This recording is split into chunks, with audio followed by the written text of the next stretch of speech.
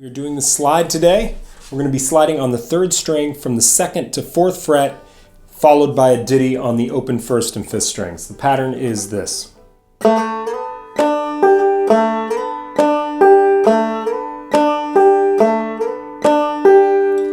Okay, let me generate the pattern for you at various tempos so you can see and feel how that's going to work.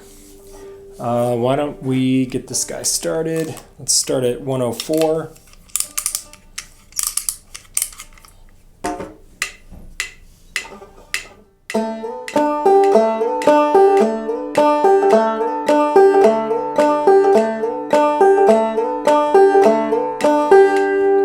Okay, and we'll bump it up to 160.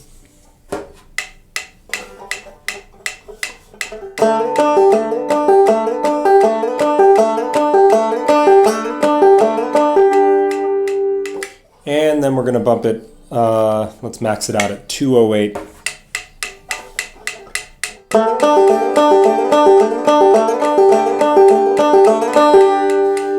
Good. Okay, so spend a lot of time on each of those tempos and tempos in between. Maybe you want to slow it down, get it really nice and slow and see how it sounds.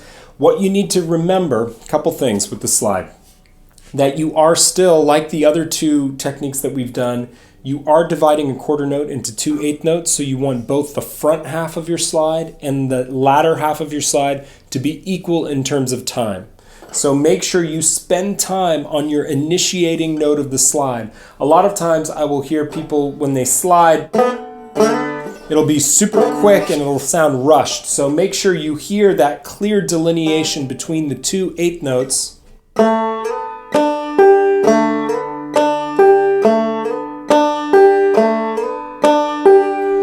Nice and clear, and even spend time on that initiating note.